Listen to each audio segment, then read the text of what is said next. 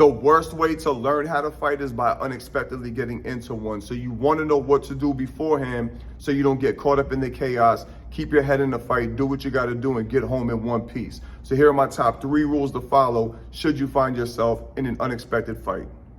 Number 1, the best armor is to stay out of range. When you're around certain people and in certain environments, you cannot have your back exposed to open places. I don't care if people think you're paranoid. You got to choose the potential battlefield before it even starts, because if you have your back to people and you don't know what's going on behind you, someone else is going to explain why you ended up on the ground.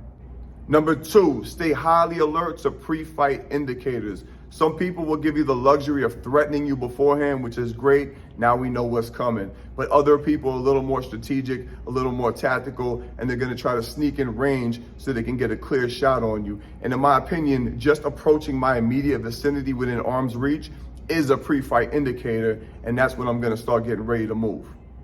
Number 3, you have to land the first effective blow and keep the momentum on your side until the job is done.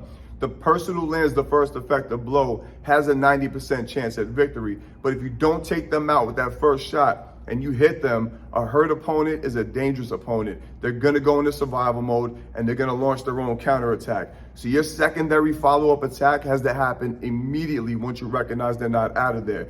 You got to stay in the driver's seat, keep your foot on the gas until the show is over, and then you got to get up out of there as quickly as possible. So those are my top 3 rules to keep the odds in your favor. God forbid you find yourself in a situation.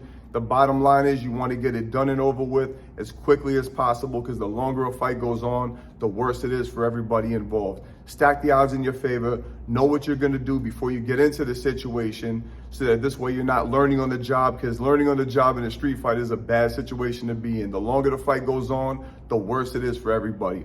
Hope you found this informative. Like, subscribe, comment, share. Go check me out on Instagram at coach.v_. My online course for beginners is out now. Link is in the description. Till the next time, we out of here. Out.